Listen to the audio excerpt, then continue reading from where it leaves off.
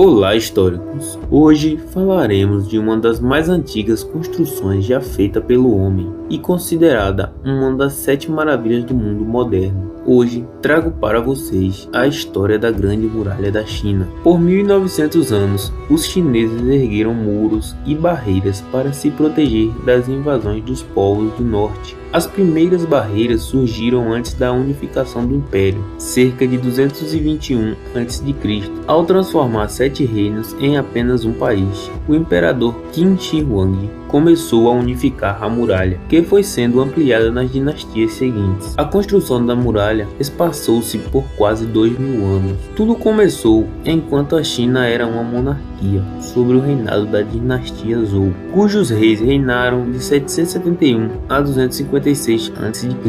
No século V a.C., houve um período em que vários reinos competiram pelo controle da China. Este período era chamado de Período dos Estados Guerreiros e durou até 221 a.C. Foi aí então que cada reino veio a construir muros para se proteger de invasões bárbaras. Os muros de proteção erguidos pelos estados eram bastante rudimentares, pois eles utilizavam terra compactada, aproveitando as características do solo chinês, que faz com que a terra compactada se torne sólida como pedra depois de seca. Através desse método, torna-se fácil e rápido erguer barreiras que poderiam durar séculos ou até mesmo milênios. Em 221 a.C., um desses estados conseguiu unificar todos os reinos da China e fundar um império. Surgiu então a primeira dinastia imperial chinesa, chamada de Qin, liderada pelo imperador Qin Shi Huang, que decidiu investir nas primeiras reformas necessárias para a construção de uma muralha. As obras avançaram primeiramente para o norte, sendo usadas paredes pré-construídas no oeste. Uma das únicas fontes de informações sobre esse período é a obra Xi, que significa registro de um historiador em português, do historiador Sima Qian, escrita de 109 a 91 a.C. No entanto, o esclarecimento sobre esta fase fornecida pelo autor é bem limitada, não nos permitindo estabelecer a data precisa da construção da Grande Muralha. No entanto, é possível ter conhecimento de que foram necessárias aproximadamente 180 milhões de metros cúbicos de terra para a sua construção. A dinastia que entrou no poder após a Qin foi a dinastia Han. O novo imperador Gaozu assumiu o poder em 202 a.C. A estratégia adotada por Han era bem simples: abandonar a manutenção da muralha e negociar com os invasores do norte, oferecendo-lhes alguns presentes diplomáticos, como mulheres, por exemplo. No entanto, sob o reinado do imperador Wu, que fez parte da mesma dinastia, a construção do muro foi retomado, e existem 2 motivos por trás disso. O primeiro era se defender contra um povo chinês nômade do norte, conhecidos como Xiongnu, e o segundo era estabelecer uma rota comercial, que futuramente se tornaria a chamada Rota de Seda. Chega então o fim da dinastia Han no século III d.C. A dinastia ficou marcada pelo desmembramento da China em 3 reinos: o reino de Wei no norte, o reino de Wu no sudeste e o reino de Shu no oeste. Depois de todos esses acontecimentos, somente durante a dinastia Ming que o projeto de construção de uma grande muralha voltou a ser cogitado. Nessa época, o império sofria com invasões de vários povos, incluindo mongóis e manchus. Para se proteger, o governo chinês então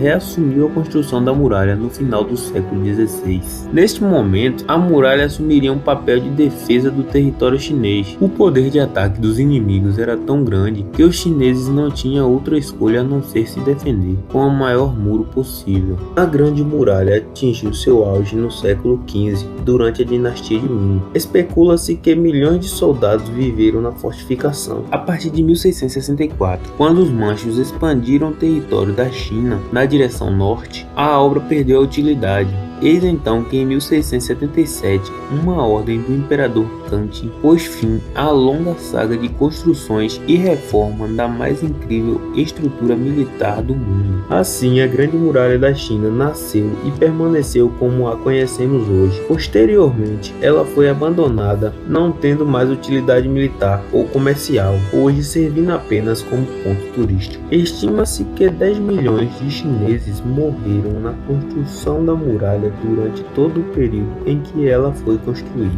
A Grande Muralha da China está localizada ao norte do país e vai desde a costa norte da aglomeração chinesa de Pequim até o deserto de Gobi. Ela varia de 5 a 7 metros de largura para uma altura que varia entre 5 e 17 metros, dependendo da localização dentro de sua extensão. A muralha se estende por cerca de 6.700 km. Estudos via satélite mostraram que muitos segmentos que tinham cerca de 1.000 km de extensão estão enterrados no subsolo. Um outro estudo de 2008 reestimou a extensão da Grande Muralha em 8.500 metros. Esta nova estimativa inclui paredes, trincheiras e barreiras naturais, como montanhas e rios. Uma pesquisa realizada em 2012 constatou ainda que a muralha poderia ter sido bem maior do que a que conhecemos hoje. Segundo tais pesquisas, a parte que vemos hoje correspondia a apenas 8% do tamanho total dos muros construídos pela dinastia Ming, ou seja, a Grande Muralha da China deveria ter um comprimento original de quase 21.200 km.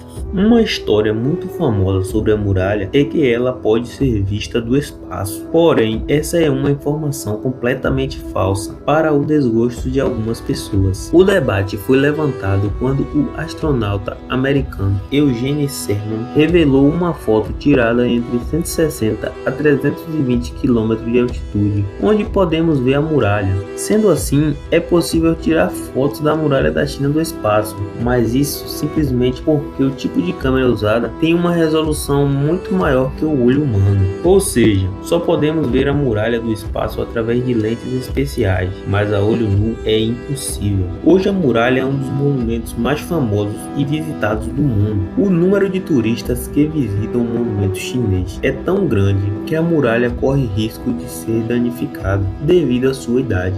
E bom pessoal, essa foi a história da Grande Muralha da China. E aí, curtiram? Se sim, cliquem no gostei para ajudar o canal e não se esqueçam de se inscrever para não perder os próximos vídeos.